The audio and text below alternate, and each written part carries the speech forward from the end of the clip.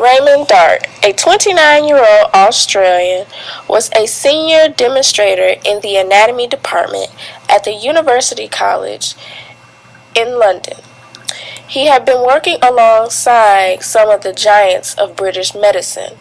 Therefore, he was accustomed to the finer medical equipment.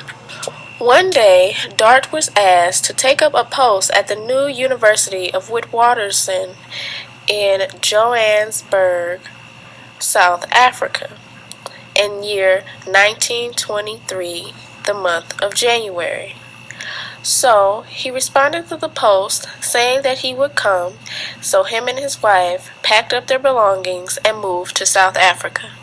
Before his departure, Dart encountered resentment over his Australian nationality. Australians were disliked by many Africans because of their involvement in the Anglo-Boer War on the side of the British. It was said in a letter shown from a professor at the university that the university's principal was expressing great regret that the appointee was Australian. With that, Dart began to have very unsettling feelings about the move to South Africa.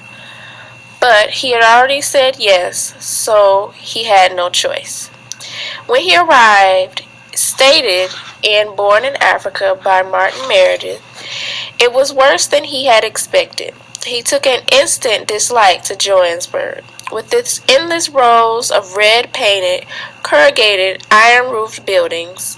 It seemed to have progressed little since the days of the gold rush towards the end of the 19th century, and one felt that if a financial slump hit the place, it would become a deserted ghost town in a matter of days. After his arrival, his wife and him were invited to take a tour of the university. He found that the facilities offered by the new university to be entirely inadequate. Dart recalled the architect had overlooked the necessity for planning water taps, electric plugs, gas, or compressed air for student laboratories. The walls of the dissecting hall were spattered with dirt and other marks indicating their use for football and tennis practice. During this tour of inspection, Dart's American wife, Dora, a former medical student from Cincinnati, was so distressed by the conditions that she burst into tears. To add to his distress, Dart next discovered that the medical school did not even possess a library. End of his tour. Close to despair, Raymond Dart resolved to press for improvements to the anatomy department. He began to establish a medical library and a specimen collection.